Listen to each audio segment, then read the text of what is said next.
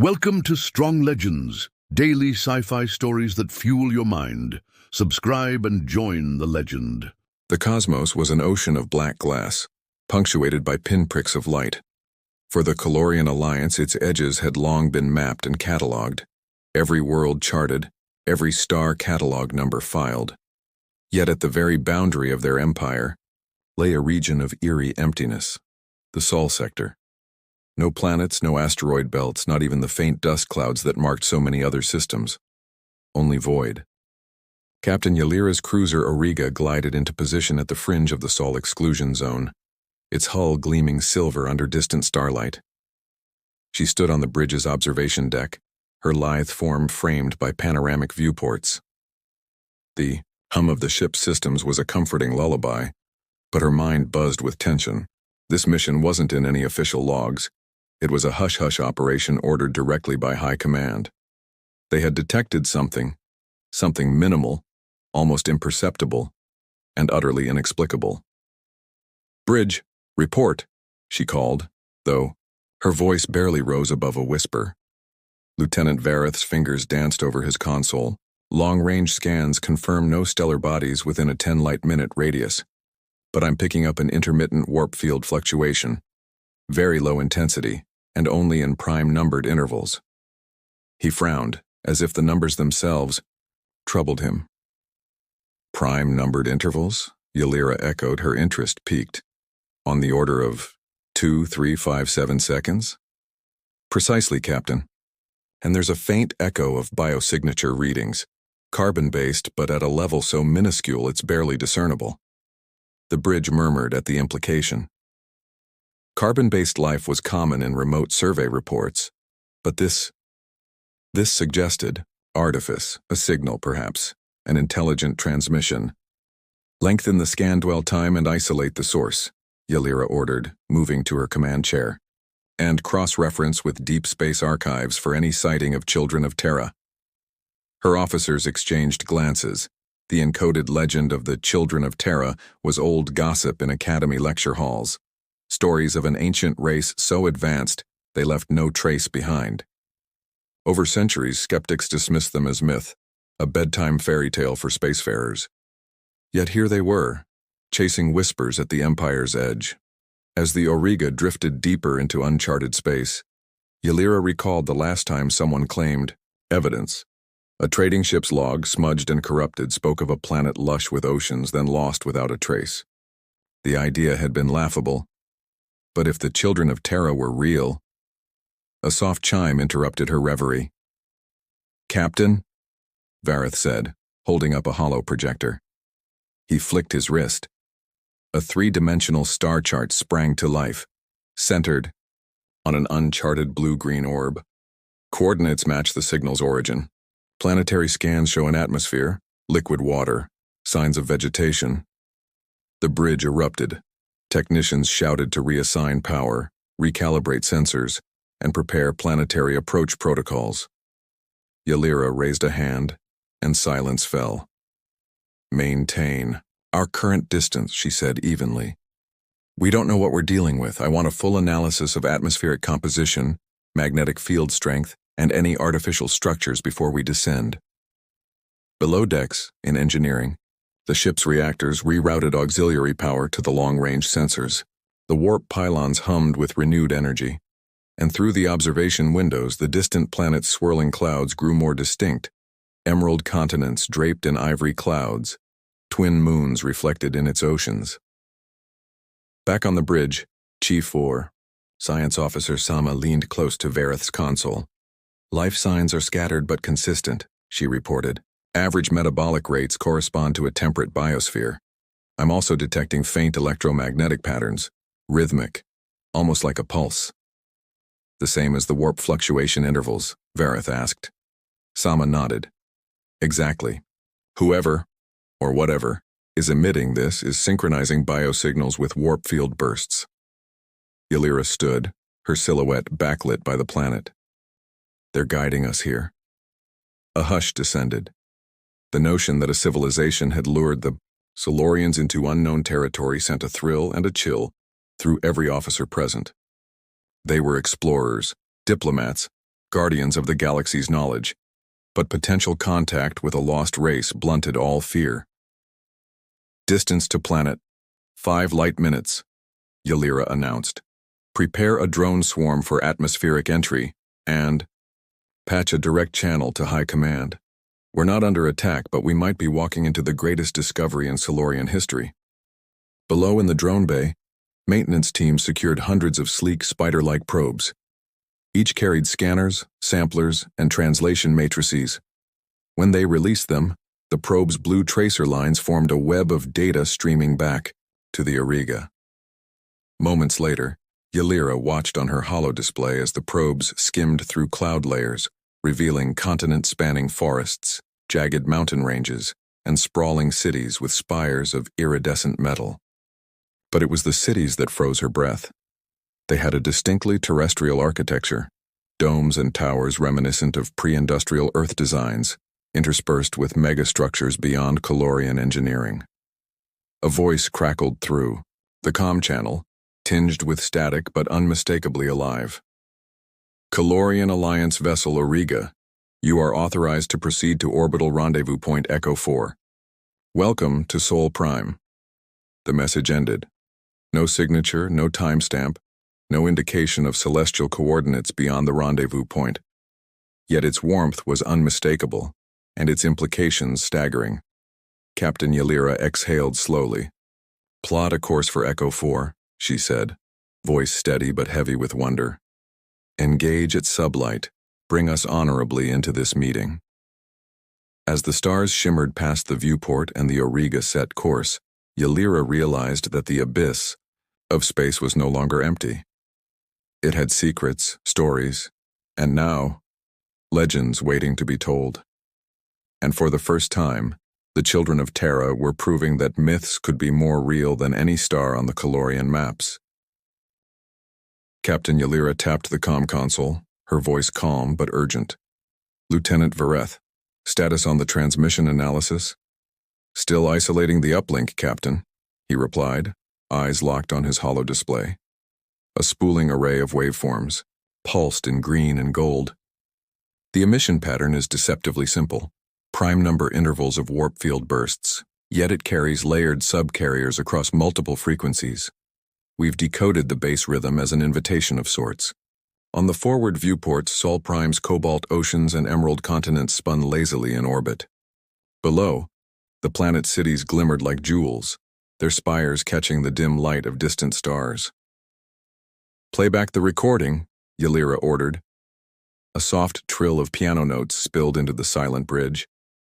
The melody was hauntingly familiar, an Earth composition from centuries past, interspersed with bursts of orchestral strings. Beneath the music, a human voice spoke in clipped, precise syllables. Calorian Alliance, this is the United Earth Federation. We recognize your arrival. You are welcome at orbital point Echo 4. Approach unarmed for peaceful dialogue. Coordinates follow.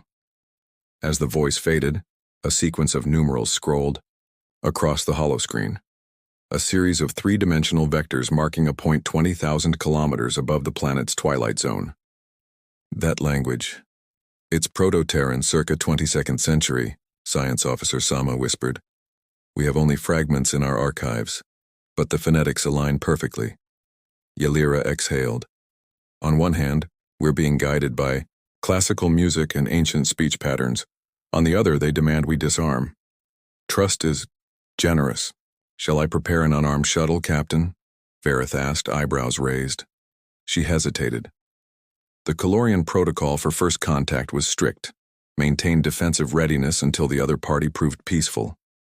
Yet this message bore unmistakable hallmarks of Terran culture, enough to suggest sincerity. Stand down the fighter wings, Ylira decided. Switch shields to passive mode. Power down all weapon arrays once we're within 5 light minutes of Echo 4. I want our shuttle prepped for immediate departure. Aye, Captain. The bridge erupted into controlled chaos as officers rerouted power and encrypted the human message for archive. 2 hours later, the Auriga coasted into position at the holographic marker of Echo 4. The planet's terminator line, where day surrendered to night, ran beneath them like a silver seam. Below, A trio of slender platforms jutted from the upper atmosphere, anchored by invisible magnetic fields. They glowed with soft white lights. Ylira's unarmed shuttle, the Daedalus, slid free from the Auriga's docking bay. She stood at its prow, flanked by Sama and Vareth, while two Calorian security officers monitored the door with unease. As the Daedalus drew near, tractor beams from the platforms engaged, gently guiding it toward a landing cradle. Automated, arms folded around its sides, stabilizing the craft against turbulent air currents. Then the speakers sprung to life, and that same resonant voice filled their helmets, this time softened by atmospheric wind. "Welcome, Captain Ylira of the Calorian Alliance. You're now descending to Platform Alpha. Disembark with your core team and proceed to Conference Suite 3. No weapons will be tolerated." A panel slid open and a ramp lowered. Ylira exchanged a glance with her officers before stepping out into a corridor, bathed in pale, diffused light. The air smelled faintly of ozone and something floral, uncannily like oak and jasmine combined. They followed silent corridors whose walls bore friezes of Terran history, star charts of the Milky Way, annotated in English and Silurian, portraits of human explorers, and timelines tracing humanity's exodus from Earth through centuries of wandering. At the end of the hall, two figures approached. One was tall and broad-shouldered, clad in a white uniform trimmed with bronze insignia. His hair was silvered at the temples, but his posture was unbowed. At his side stood a smaller figure, a human child, perhaps 7 or 8, clutching a datapad and wearing a simple jumpsuit. "Captain Ylira," the elder man intoned, extending a hand. "I am Admiral Marcus Hale of the United Earth Federation, and this is my granddaughter, Lynn." Ylira inclined her head, mindful of Calorian etiquette. "Admiral, it's an honor." She hesitated over the child. Her presence was unexpected. "And young Lynn?" The girl beamed.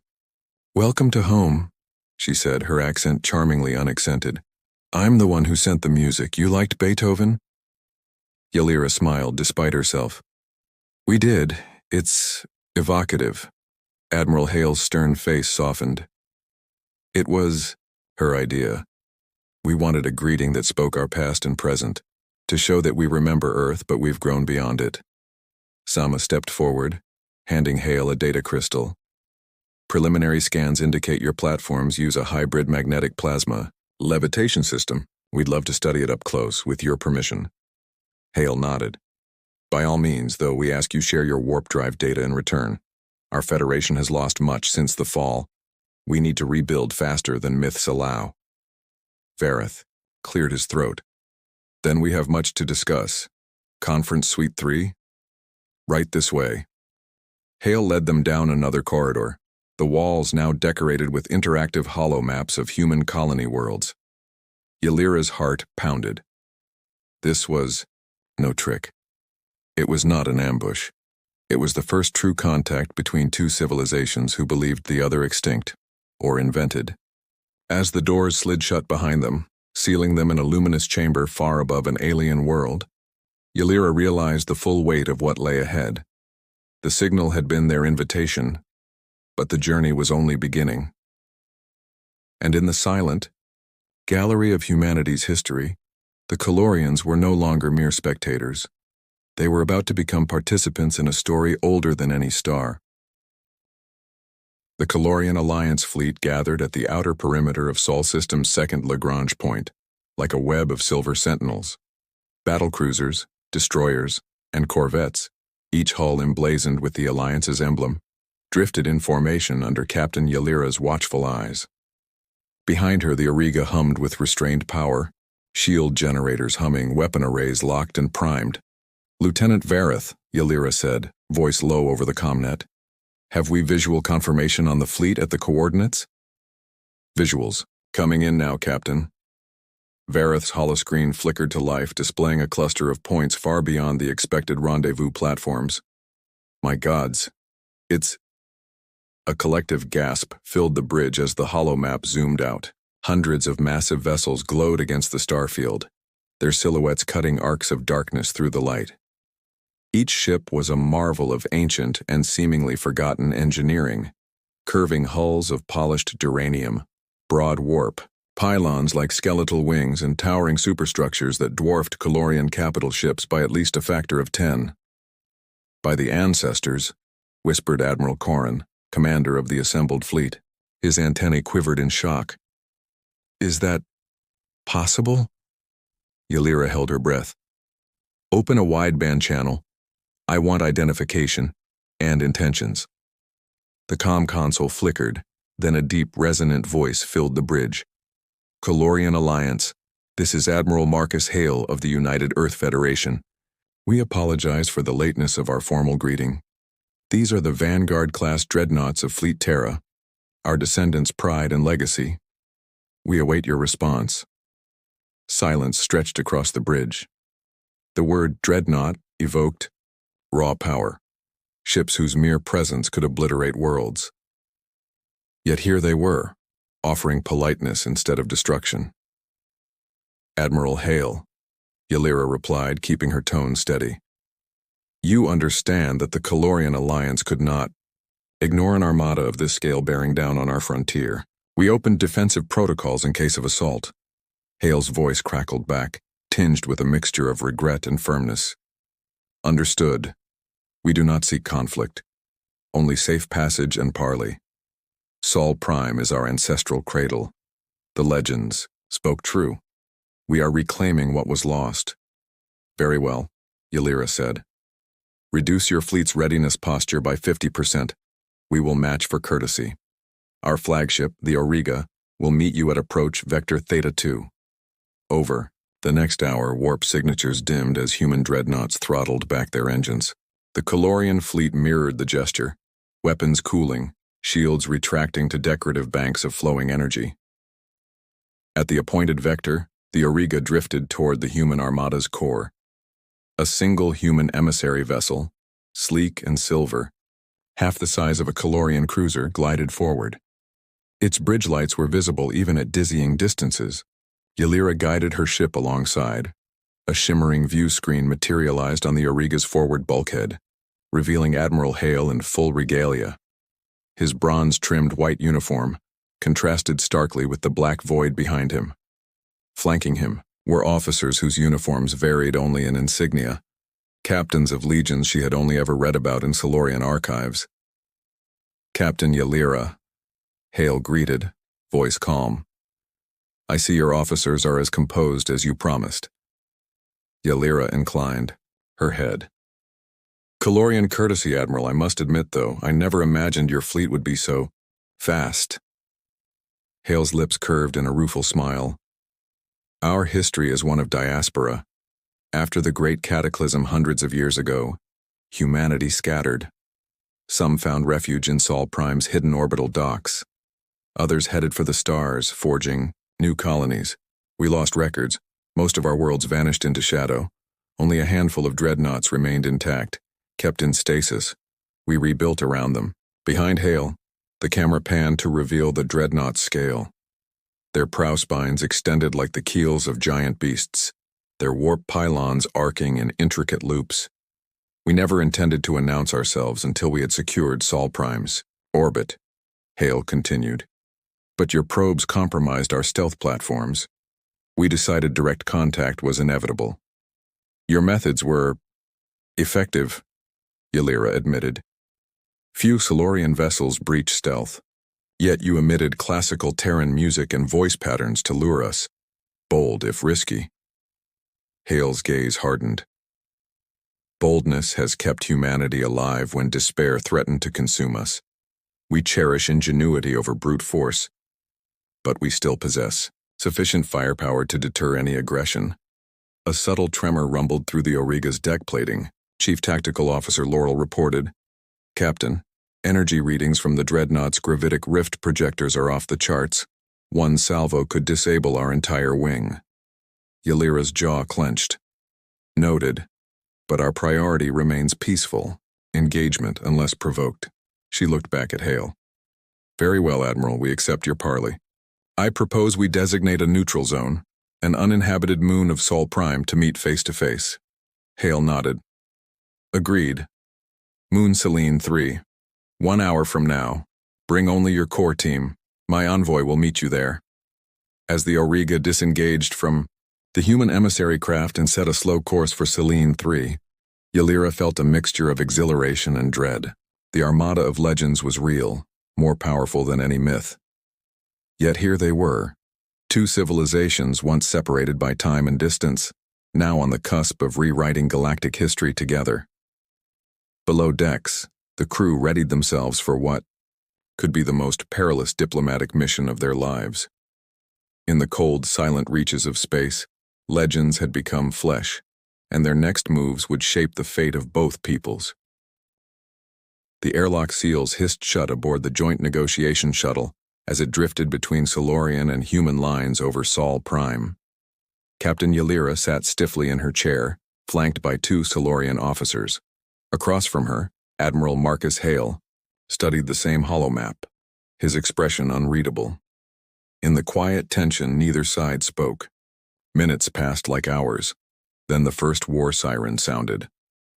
On the Calorian flagship Auriga, tactical alerts blared as human fighter wings cut across the system's equatorial plane, targeting Calorian point defenses around the planet. Simultaneously, Solarian corvette squadrons streaked toward the ragged formations of human frigates, plasma bolts whitening the void. Ylira's comm crackled to life. "Captain, we're under fire." Varith's voice was tight. "Human fighters engaging our scramble group, calling them hostile targets." Hale's shuttle shuddered violently. He steadied himself against the bulkhead.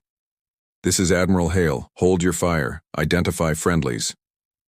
He keyed the comm override, but static drowned half his words. Below them, gravitic rifts spat arcs of violet energy at Calorian destroyers, fracturing shields like glass under hammer blows. Vice Admiral Corrin's voice roared through the comm. "They're using gravitic disruptors, shields at 20% and falling." Ylira gripped the armrests. "Shields, backup power to forward emitters. Return fire only in self-defense. Repeat, self-defense only." Her words were calm, but behind her eyes burned the knowledge that this scrape could escalate into all-out war. Outside, Calorian, beams lanced into human fighters, though more often they overcorrected and shot into the planet's thin ring of satellites. The humans responded with surgical precision, dodging flak, then bombarding Solarian shields with focused micro-torpedoes. Tremor shook the shuttle and its windows dimmed as the Auriga's shields flickered under bombardment. Luna Station's thrusters flared. Dozens of support craft scrambled to evacuate civilians from orbital cities. On the planet below, the gleam of reflective domes on Sol Prime's surface hinted at panic sweeping across the colonies. Ylira's jaw tightened. "Status, Lieutenant?" "Defensive Grid 3 is down. Tactical sensors offline in the southern quadrant. But I'm also detecting humans pulling back from boarding approach vectors. They're recovering pilots in pods." She stared at the holomap, several ember-red blobs drifting toward disabled Calorian wings, while human corvettes extended tractor nets to reel survivors in. "They're rescuing them." Hale's voice rang out over the intercom again, clearer this time. "Captain Ylira, this is Admiral Hale. I ordered a limited engagement to disable your point defenses only, not your people. We will not let them die in the void." Ylira exhaled, a mix of relief and indignation. "I appreciate the gesture, Admiral, but this tactic nearly destroyed my flagship." "War is rarely gentle," he replied. "If you can cease fire, so can we." She met his gaze across the shuttle's narrow cabin. Both leaders hung on those words, suspended between vengeance and mercy. Finally, Ylira nodded. "Calorian Alliance stands down." She tapped her comm. "All ships cease fire. Adopt passive posture." Moments later, the void fell eerily silent. Smoke trails from disrupted gravitic fields and burnt-out fighters drifted like cosmic ash. Vice Admiral Corrin's voice crackled hesitantly. "Admiral Hale, Captain Ylira, is there to be a treaty?" Hale took a slow breath. "There will be a ceasefire. I propose we hold talks aboard the neutral platform at L4. Ylira's heart pounded. The shattered peace was fragile, but it existed. Slender thread between two formidable fleets. On platform Athena L4, a converted mining outpost repurposed as a diplomatic haven. The wounded were tended side by side. Human med drones hovered above Calorian field surgeons, scanning for injuries and dispensing nanogel. Calorian engineers alongside human mechanics patched hull breaches in civilian transports. Captain Yalira walked the corridors, her uniform dusted with debris. She paused by a makeshift triage ward where a young Calorian pilot, missing an arm, gripped the hand of a human medic. The pilot's eyes shone with gratitude, even as his voice trembled. "Thank you for saving me." The medic smiled gently. "Don't thank me. Thank your admiral for ordering rescue." Yalira pressed on toward the grand conference chamber. Admiral Hale awaited her at the threshold, his uniform smudged with ash, his hair mussed, but his posture dignified. A table lay between them, strewn with data cylinders and holotablets. "Captain," Hale said, inclining his head, "I regret the bloodshed." "As do I," she replied quietly. "But we both had to protect our people." Hale gestured to the table. "We've compiled battlefield data, your corridors of retreat, our rules of engagement. We can use this to draft a ceasefire agreement." Yalira activated her holotablet, summoning side-by-side schematics of orbital defenses. "Here, no weapon emplacements within 20,000 kilometers of Sol Prime. No fighter patrols above equatorial latitudes without prior notice." Hale nodded, his holographic stylus dancing over the maps. "And we'll withdraw our gravitic platforms to L2 and L5. No warp jumps within 30 light minutes of each other. If either side breaches this zone, a joint council will convene immediately." They worked in tense solidarity, negotiating clause after clause until the outlines of a treaty shimmered into being. In that moment, the devastation of battle receded, replaced by the cautious hope that diplomacy could bind wounds where weapons had torn them open. When the final clause was agreed upon, peace maintained through shared vigilance and mutual respect, Yalira and Hale stood across the table and pressed palms in the Calorian salute. Outside, through the platform's viewport, the two armadas drifted apart in mirrored arcs, shields down, weapons cold. The shattered peace held, fragile as stained glass, yet stronger for having been tempered in fire. As Captain Yalira returned to the Auriga, she allowed herself a moment of quiet reflection. The war had been short but brutal, and the cost had been counted in lives nearly lost. Yet in saving enemy survivors, both sides had glimpsed the face of shared mortality, and learned that honor could outshine vengeance. And in that dawning realization, the void felt a little less empty. Sunlight glinted off the domed spires of the Unity Station, anchored at Sol Cirrus Lagrange Point L4. Once a mining outpost, it now pulsed with life. Docking bays full of Calorian dreadnoughts and human frigates, research modules bristling, with sensors and cultural pavilions where both species shared music, art, and cuisine. Captain Yalira stepped onto the station's grand promenade, flanked by Admiral Marcus Hale. Between them, a polished obsidian dais held the twin scrolls of the Treaty of Ceres Sol. Calorian delegates in sapphire uniforms formed one flank. Human envoys in white and bronze stood on the other. Hale cleared his throat, voice carrying across the assembly. "Today we turn legend into partnership, myth into mutual promise. We honor the past we share and the future we forge together." Yalira bowed respectfully. By this treaty, the Calorian Alliance and the United Earth Federation pledge to uphold peace, advance knowledge, and protect the legacy of Sol Prime, for our peoples, and for all who follow our stars. With stylus and seal, they inscribed the scrolls. Holographic runes glowed as ancient Calorian script intertwined with Terran characters. A burst of applause rippled through the crowd, carried on the swell of a joint Calorian-Terran orchestra performing Lynn Hale's piano arrangement of a Solorian anthem. Building bridges over the following weeks, Unity Station became a hub of collaboration. In the Tech Exchange Pavilion, Solorian warp engineers worked alongside human physicists to refine the hybrid drive system, combining Solorian field modulation with human gravitic resonators. Prototype vessels now promised greater speed and efficiency. In the agricultural dome, Hydroponic gardens, once tailored to Calorian flora, welcomed earth crops and heirloom Terran grains. The scent of basil and mint mingled with alien pollen, and Calorian botanists marveled at how human wheat thrived under plasma UV lamps. Meanwhile, in the cultural conclave, young Calorian artists practiced Terran holography, projecting scenes of Earth's oceans and forests.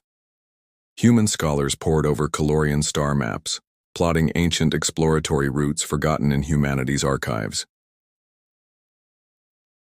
Stories shared one evening, Ylera attended a gathering in the Hall of Echoes, a circular chamber, where every voice hung in the air like a tangible current. There Lynn Hale recited a poem in Old Terran English. We rose from dust and flame, and spanned the void untamed, yet found our hearts at home again where legends once were named. A Calorian bard replied with a lilting chant in his native tongue, recounting the myth of children of Terra as guardians of cosmic balance. Their voices intertwined, creating a new legend, one of unity rather than separation. Ylera felt tears blur her vision. Never had she imagined that a tale born of fear and awe would give way to song and friendship. The first joint mission. When the inaugural joint expedition fleet assembled, it comprised Calorian cruisers and human frigates, led by Auriga and the EIO human vanguard Irene. Their mission: to chart the unscanned sectors beyond the former Calorian frontier, seeking habitable worlds, lost human colonies, and new resources for both peoples. Before departure, Ylera and Hale addressed the crews. On the Unity Station's launch deck, Hale raised his hand in salute. To curiosity, courage, and camaraderie. Ylera mirrored the gesture. May we learn from each other, and may our shared voyage light the path for all who follow. As the ship bay doors opened, a mixed squadron of fighters and drones arched into space, weaving between Calorian and human flagships. Below, families watched through panoramic viewports, children waving flags bearing both emblems, hopeful faces lit by the glow of departing engines. A new chapter, back on the bridge of the Auriga, Ylera gazed at the starfield ahead. The void was no longer silent nor empty. It was alive with possibility. Galaxies awaited their discovery, and with humanity and the Calorian Alliance united, the limits of exploration had shifted farther than ever before. She keyed her comm. All hands, prepare for jump. Course plotted for the Hesperian expanse. Jump in 3, 2, 1. With a shimmer of field coils and a pulse of gravity, the fleet leapt into the uncharted dark. As starlines blurred into streaks of light, Ylera allowed herself a hopeful smile. In the collision of legend and reality, a new era had dawned, and together they would write its story among the stars.